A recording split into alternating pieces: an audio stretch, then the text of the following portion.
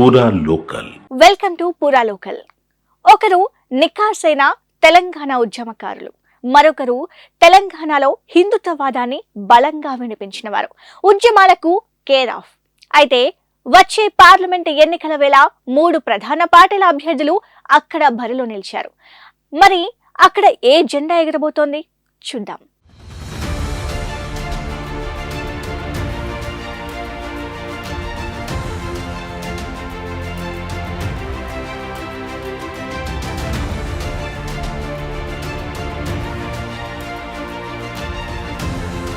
కరీంనగర్ ఒకప్పుడు కాంగ్రెస్ పార్టీకి కంచుకోట. తెలంగాణ ఉద్యమంతో బీఆర్ఎస్ అడ్డాగా మారింది. ప్రత్యేక రాష్ట్రం ఏర్పడ్డాక కారు పార్టీకి ఓసారి అవకాశం ఇచ్చిన కరీంనగర్ జనం మరోసారి బీజేపీకి పట్టం కట్టారు. మారిన రాజకీయ పరిణామాల నేపథ్యంలో రాష్ట్రంలో కాంగ్రెస్ అధికారంలోకి రాగా ఇక్కడ మాత్రం సిట్టింగ్ ఎంపీగా బీజేపీ నేత కొనసాగుతున్నారు. రాబోయే పార్లమెంటు ఎన్నికల్లో కాంగ్రెస్, బీజేపీ, బీఆర్ఎస్ 3 పార్టీలు నువ్వా నేనా అన్నట్లు తలపడనున్నాయి. అయితే ఈ నేపథ్యంలో ఇప్పుడు నియోజకవర్గ ప్రజలు ఎవరికి పట్టం కట్టబోతున్నారనేది ఉత్కంఠగా మారింది.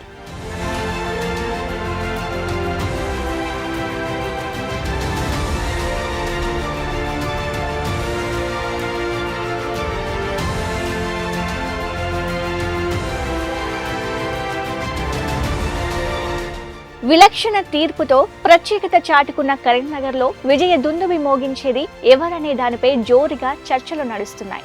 తెలంగాణ ఉద్యమ సమయంలో గులాబీ దళపతి కేసీఆర్ ను 5 ఏళ్లలో 3 సార్లు ఎంపీగా ఎన్నుకున్న ప్రజలు ప్రతి ఎన్నికల్లో తమ ప్రత్యేకతను చాటుకుంటున్నారు. రాబోయే పార్లమెంటు ఎన్నికల్లో సత్తా చాటేందుకు ప్రధాన పార్టీలు కాంగ్రెస్, బీజేపీ, బీఆర్ఎస్ శక్తియుక్తులను ప్రదర్శిస్తున్నాయి.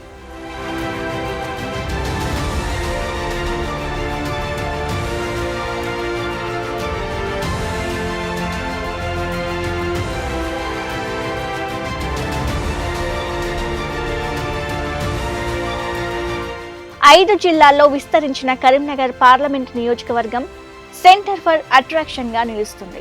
కరీంనగర్, జగిత్యాల, రాజన్న సిరిసిల్ల, సిద్దిపేట, హనుమకొండ జిల్లాల పరిధిలో 7 అసెంబ్లీ నియోజకవర్గాలతో ఏర్పడిన ఈ పార్లమెంటు నియోజకవర్గం రాజకీయంగా ప్రాధాన్యతను సంతరించుకుంది. 1952లో పార్లమెంటు నియోజకవర్గం ఏర్పడినప్పటి నుంచి ఇప్పటి వరకు 19 సార్లు ఎన్నికలు జరగగా 9 సార్లు కాంగ్రెస్, ఉప ఎన్నికలతో కలిసి 4 సార్లు బీఆర్ఎస్, 3 సార్లు బీజేపీ, 1 సారి టీడీపీ, మరోసారి తెలంగాణ ప్రజాసమితి గెలిచాయి. తాజాగా కేంద్రంలో అధికారంలో ఉన్న బీజేపీ, రాష్ట్రంలో అధికారంలో ఉన్న కాంగ్రెస్, ప్రధాన ప్రతిపక్షంగా ఉన్న బీఆర్ఎస్ 3 పార్టీలు నువ్వా నేనా అన్నట్లు తలపడనున్నాయి.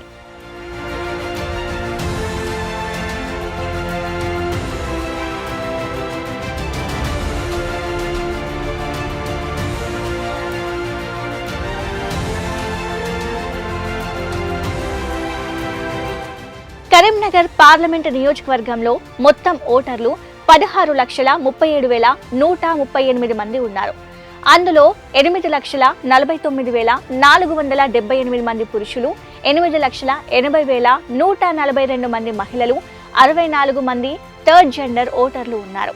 ఇటీవల జరిగిన అసెంబ్లీ ఎన్నికల్లో పార్లమెంటు నియోజకవర్గ పరిధిలోని 7 అసెంబ్లీ స్థానాల్లో 4 కాంగ్రెస్, 3 బీఆర్ఎస్ గెలుచుకుంది.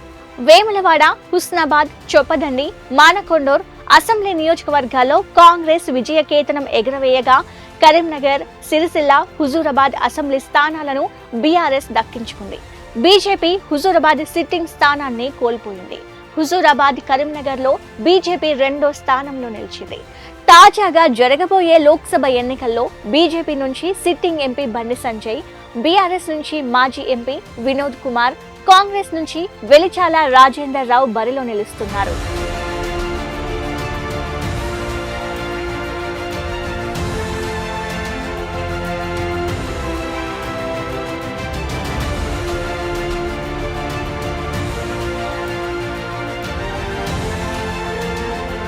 బీఆర్ఎస్ అభ్యర్థి వినోద్ కుమార్ 1970 చివరలో సిపిఐలో సభ్యుడిగా చేరి పార్టీలో వివిధ పదవులను నిర్వహించాడు. వరంగల్ జిల్లా సహాయ కార్యదర్శి, రాష్ట్ర కౌన్సిల్ సభ్యుడిగా పనిచేశారు.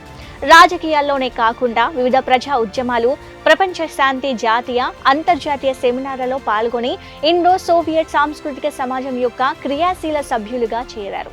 1990లో తెలంగాణ ఉద్యమం ప్రారంభించడంలో వినోద్ కుమార్ ముందంజలో ఉన్నారు.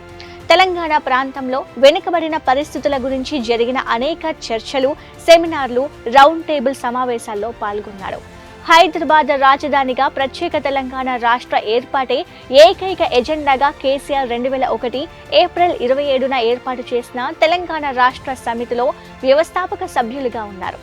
అప్పటి నుంచి టీఆర్ఎస్లో తెలంగాణ ఉద్యమంలో కీలక పాత్ర పోషిస్తూ వచ్చారు. 2004లో హనుమకొండ లోక్సభకు ఎన్నికయ్యారు. అనంతరం 2014లో కరీంనగర్ లోక్సభ స్థానానికి టీఆర్ఎస్ నుంచి విజయం సాధించారు. లోక్సభలో పార్టీ డిప్యూటీ ఫ్లోర్ లీడర్ గా ఉన్నారు. 2019 లోక్సభ ఎన్నికల్లో ఆయన కరీంనగర్ నుంచి పోటీ చేసి ఓటమి పాలయ్యారు. 2019 ఆగస్టు 16న రాష్ట్ర ప్రణాళిక సంఘం ఉపాధ్యక్షుడిగా వ్యవహరించారు. తాజాగా వినోద్ కుమార్ మరోసారి కరీంనగర్ లోక్సభ బరిలో నిలిచున్నారు.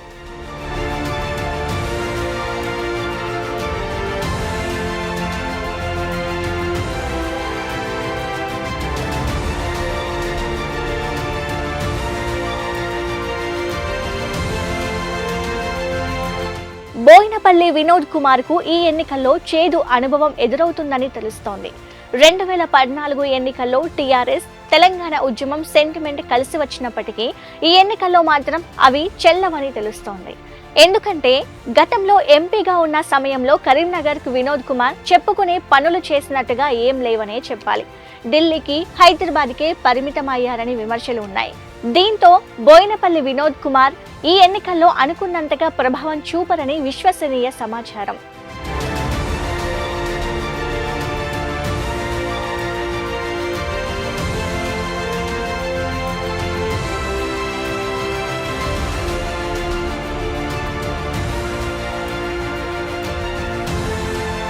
ఇక కాంగ్రెస్ నుంచి వెలిచాల రాజేందర్ రావు బరిలో నిలిచారు.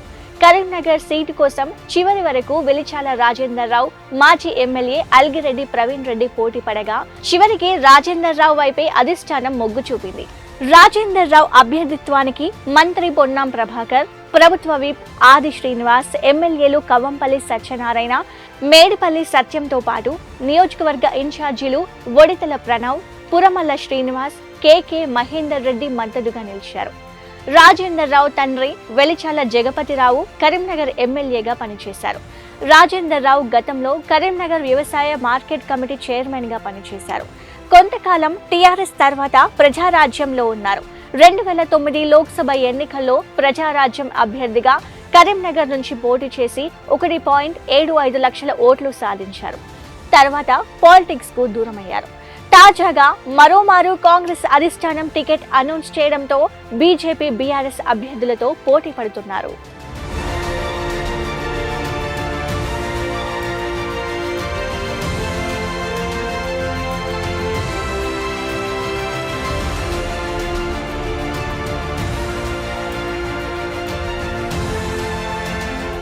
బీజేపీ, బీఆర్ఎస్ లను ఎదుర్కొని వెలిచాల రాజేందర్ పోటీ ఇస్తారా అనేది మిలియన్ ప్రశ్నగా మారింది. 4 శాసనసభ స్థానాల్లో కాంగ్రెస్ విజయం సాధించింది. కాంగ్రెస్ గెలిచిన అసెంబ్లీ సెగ్మెంట్లలో తనకు కలిసి వస్తుందని వెలిచాల భావిస్తున్నారు.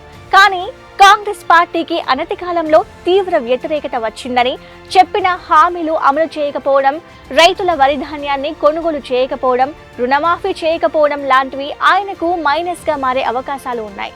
అదేవిధంగా ప్రజానికం అసెంబ్లీ ఎన్నికలు, పార్లమెంటు ఎన్నికలకు విభిన్నంగా ఓటు వేసే అవకాశాలు ఉండడంతో వెలిచాల ఎంత మేరకు పోటీ ఇస్తారనేది ఉత్కంఠగా మారింది.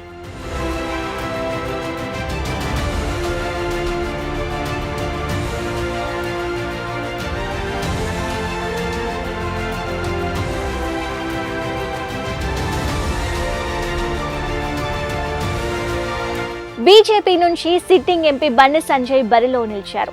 సరస్వతి శిశు మందిర్లో చదువుకున్న బండి సంజయ్ కాలేజీ రోజుల్లో అఖిల భారతీయ విద్యార్థి పరిషత్ ఏబీవీపీలో వర్క్ చేశారు. పట్టణ అధ్యక్షుడిగా, రాష్ట్ర కార్యవర్గ సభ్యుడిగా బాధ్యతలు నిర్వహించారు. ఇక 1996లో బీజేపీ అగ్రనేత ఎల్కే అద్వానీ చేపట్టిన సూరత్ రథయాత్రలో పాల్గొన్నారు. భారతదేశం అంతటా 35 రోజుల పాటు ప్రచారం చేశారు. 2005లో బీజేపీ నుంచి 45వ డివిజన్ మున్సిపల్ కార్పొరేటర్గా పనిచేశారు. బీజేపీ రాష్ట్ర అధికార ప్రతినిధిగా పనిచేసిన బండి సంజయ్ 2019 పార్లమెంటు ఎన్నికల్లో బీజేపీ ఎంపీగా పోటీ చేసి విజయం సాధించారు.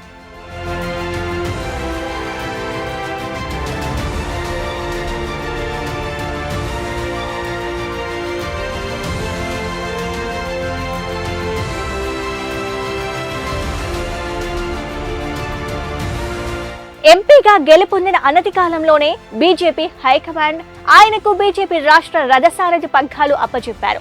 దీంతో తెలంగాణలో బండి సంజయ్ శకం పాతుకుపోయిందని చెప్పాలి. అగ్రెసివ్ గా రాష్ట్ర ప్రభుత్వం బీఆర్ఎస్ ను ఏకిపారేశారు. ఎంపీగానే కాకుండా ప్రతిపక్ష నేతగా ఆయన తన మార్కును చూపారు. హిందుత్వ ఎజెండాను బలంగా విశ్వసించే బండి సంజయ్ తన వాక్చాతుర్యం అగ్రసీతో ముందుకెళ్లారు. నిరుద్యోగ సమస్యలు, రైతుల సమస్యలు, ఉద్యోగుల సమస్యలు, హోంగార్డుల సమస్యలు, ఇలా అనేక రకాల సమస్యలపై బండి సంజయ్ నాయకత్వంలో బీజేపీ పోరాడింది. దీంతో సంజయ్ కరీంనగర్ కాకుండా రాష్ట్ర నేతగా ఇవాళ జాతీయ నేతగా ఎదిగారు. 2023 అసెంబ్లీ ఎన్నికలకు ముందు సంజయ్ ని రాష్ట్ర అధ్యక్ష బాధ్యతల నుంచి తప్పించి జాతీయ ప్రధాన కార్యదర్శి బాధ్యతలు అప్పగించారు. తాజాగా మరోసారి టికెట్ దక్కించుకున్న బండి సంజయ్ ఇప్పుడు టఫ్ ఫైట్ ఇవ్వబోతున్నారు.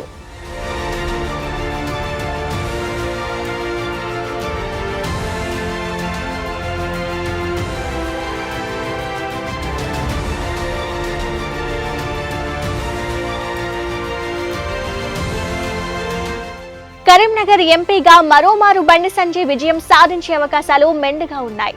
Modi charisma, Sanjay personal image ఆయనకు కలిసి రానుంది. కరీంనగర్ ఎంపీగా నియోజకవర్గానికి అనేక నిధులు తీసుకొచ్చారని, తను చేసిన అభివృద్ధి పనులపై శ్వేతపత్రం విడుదల చేసి ప్రజల్లోకి వెళ్లి ఓటు అడుగుతున్నారు. జాతీయ రహదారులు, ఫ్లైఓవర్ నిర్మాణం, ఉపాధి హామీ నిధులు, టారు రోడ్లు, కేంద్ర ప్రభుత్వ పథకాలు ప్రజలకు చేకూర్చడం లాంటివి చేయడంతో ఆయన విజయానికి ఆసరాగా మారనున్నాయి.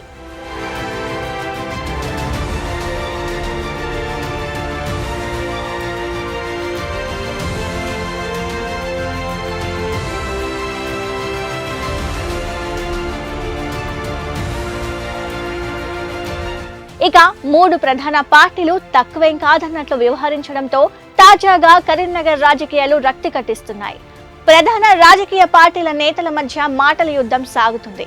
విమర్శలు, ఆరోపణలు, సవాళ్లు ప్రతి సవాళ్లతో ప్రజలను ఆకర్షించేందుకు కాంగ్రెస్, బీజేపీ, బీఆర్ఎస్ పోటీ పడుతున్నాయి. పార్లమెంటు ఎన్నికల్లో గెలిపే లక్ష్యంగా పార్టీ శ్రేణులకు దిశానిర్దేశం చేస్తున్నారు. బహిరంగ సవాళ్లతో రాజకీయ దుమారం రేపుతున్నారు. వలసలను ప్రోత్సహిస్తూ రోజు రోజుకు ఎన్నికల వాతావరణాన్ని హీటెక్కిస్తున్నారు.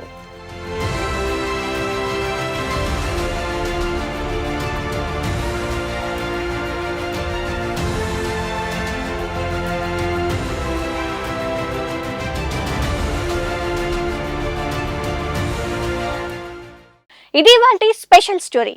మరో పార్లమెంటు నియోజకవర్గంతో మళ్ళీ కలుద్దాం. అంతవరకు కీప్ వాచింగ్ పురా లోకల్.